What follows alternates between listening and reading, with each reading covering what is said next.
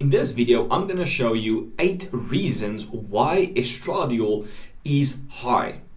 There's an optimal ratio between testosterone and estrogen, and certain conditions would upregulate aromatase, leading to a high estrogen to testosterone ratio.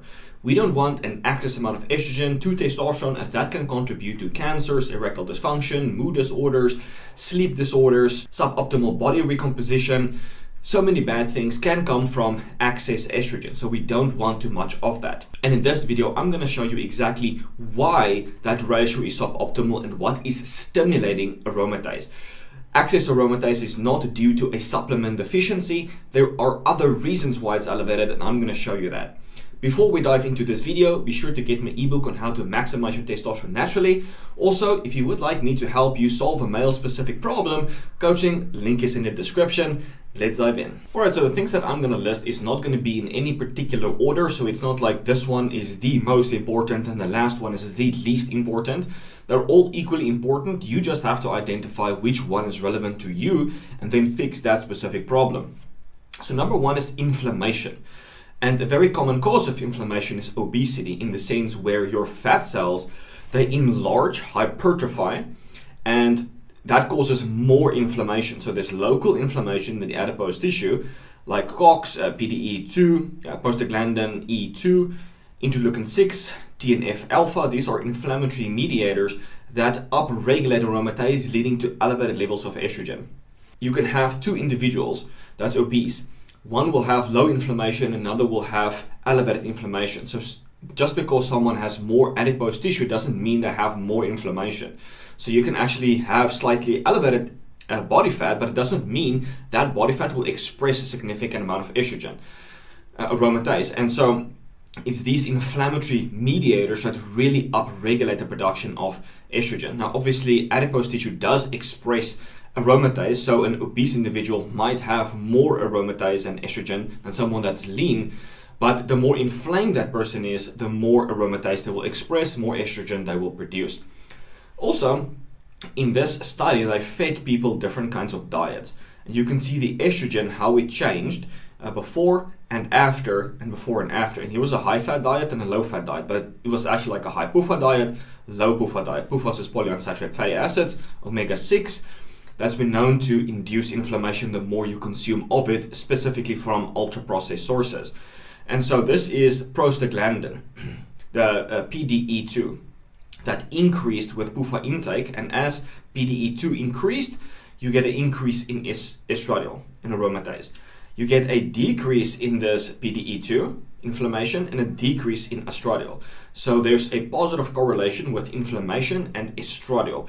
So anything that induces inflammation will upregulate estrogen. So it's your job to figure out what is causing inflammation for me. Do I have things in my diet? Do I eat allergenic foods, heavy metals, exposed to some kind of toxin in the environment or in my diet that's causing inflammation and excess estrogen? Or so number 2 is BMI. As you can see, the heavier weight someone gets, the lower their testosterone goes, the higher their estrogen, and the more suboptimal their testosterone to estrogen ratio. So you would see that this estrogen in the obese group isn't even that high. Some lean individuals even have higher levels of estrogen than this.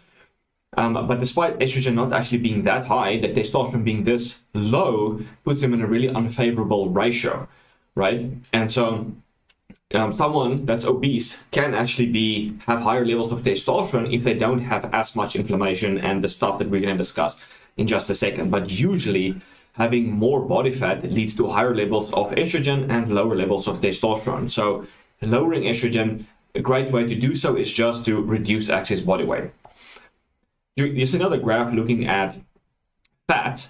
More fat creates more estrogen, specifically if it's inflamed, and this increases the enzyme 11-beta hydroxysteroid dehydrogenase tenfold, according to this study.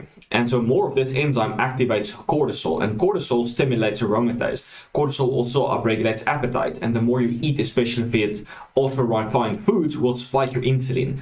And then insulin also upregulates aromatase, specifically when someone has hyperinsulinemia, but that usually goes together with diabetes and obesity, inflammation, nutritional deficiencies, and so on, which we will cover in just a moment.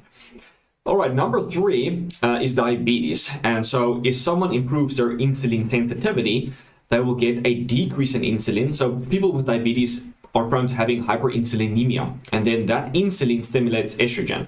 So as you reduce insulin, your estrogen also goes down because of better management of your insulin sensitivity. Number 4 is nutritional deficiencies, and here's just a whole list of things that I'm going to mention, and every single vitamin mineral is extremely important. Vitamin B1 and 2 are essential for estrogen detoxification through the liver. Choline aids in estrogen detoxification. Calcium inhibits aromatase, lowers inflammation, speeds up the metabolic rate. Zinc inhibits the aromatase and reduces estrogen receptor expression. Vitamin A inhibits the aromatase and also lowers estrogen receptors. Selenium inhibits aromatase promoters. So promoters would be insulin, cortisol, inflammation, and so on. And selenium inhibits those promoters. So even if you have elevated levels of those promoters, selenium will kind of like prevent them from upregulating aromatase, which is really awesome. Magnesium inhibits aromatase and is also a cofactor for the enzyme COMT, which breaks down estrogen into less potent metabolites where it can also be excreted from the body. Vitamin E inhibits the aromatase and lowers estrogen receptor expression and sensitivity.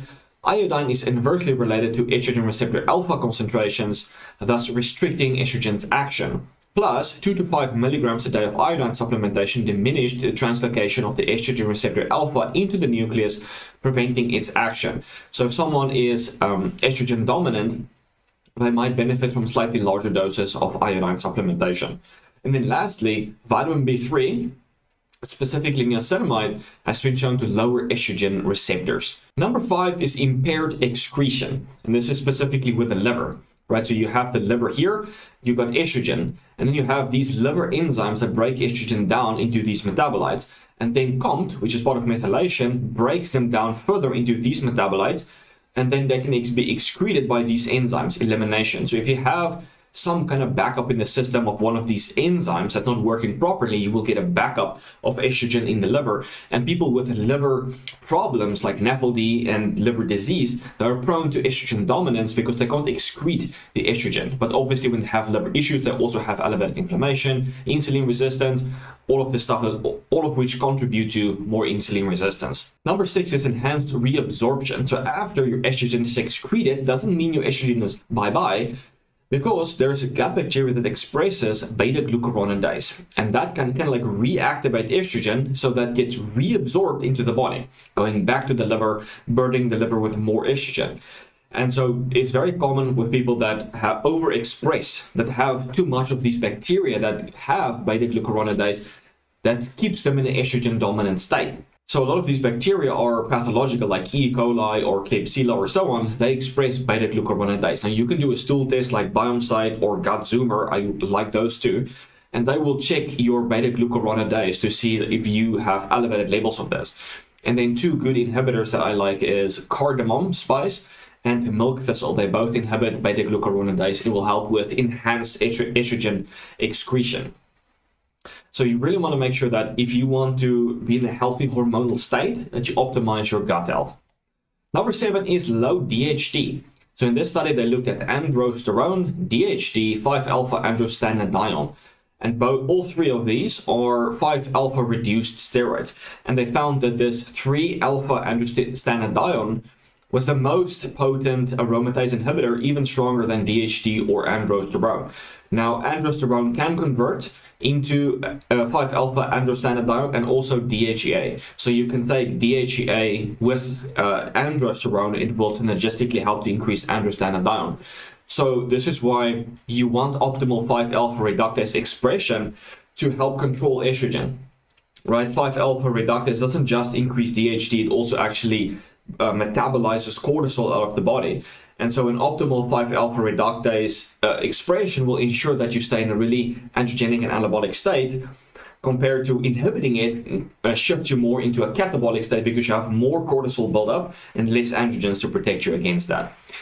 Number 8 is stress. So as you can see, this was a glucocorticoid that acts on the cortisol receptor and it stimulates aromatase. This is RU486, which is a cortisol receptor antagonist. So when you combine the glucocorticoid with RU486, it blocks the effect of this glucocorticoid. It doesn't stimulate aromatase. So in a stress state, if someone is chronically stressed, whether it be finances or just a perception of some sort of stress, can keep your cortisol elevated, which will then stimulate aromatase all the time.